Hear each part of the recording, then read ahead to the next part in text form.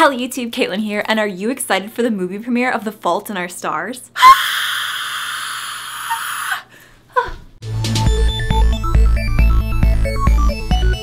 I cannot even begin to express to you how happy I am that this movie is being made. See, that's all I can get out. I read The Fault in Our Stars back in 2012 when it first came out from a library, but recently I bought the book so that I could reread it and be up on all of my TFiOS mythology for the movie. It made me sad and happy and cry and just too many feels all over again. And it inspired me to compile a short list of reasons you should read the book if you haven't already and see the movie. Number 1, it's realistic fiction. With all the dystopian novels and fantasy stuff running around right now, and don't get me wrong, I love reading that stuff. I eat it up. But it's really refreshing to have a story with characters in a gut-wrenching situation that could be true, and also all the more full of feels. Number 2, if you don't know much about kids with cancer, then it will create for you a very well done emotional landscape for you to traverse. Most kids think they're invincible, they're never gonna die, but the truth is we're all going to die, and kids with cancer just get acquainted with this fact a little bit sooner than most other people do. And that's a tough thing to deal with, but Hazel and Augustus, the characters in this book, deal with that in their own spectacular way. It's an adaptation of a book, which could make it a huge mess.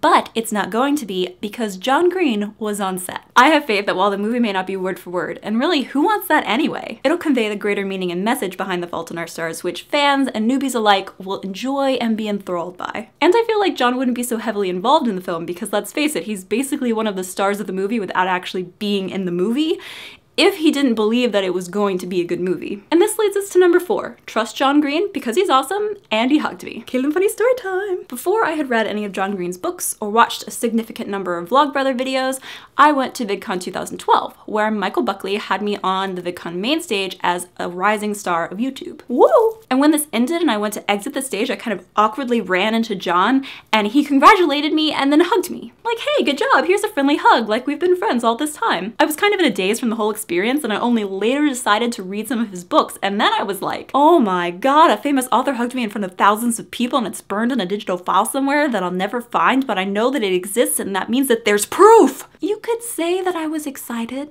And because after I hug a person I become emotionally invested in their lives, I'm so happy that this nerdy writer and YouTuber is having a book of his being made into a movie that is being shown to a much wider audience than you could ever imagine. My hope is that if you've read the book, then you'll go see the movie so that we can talk about it, duh. Or if you've not read the book, then you'll still go see the movie and then be inspired to read the book because it's worthwhile to experience both. Okay? Okay. Tell me in the comments if you've read the book or are going to see the movie. And remember to like, favorite, share, and subscribe if this video made you smile. See you guys next Thursday!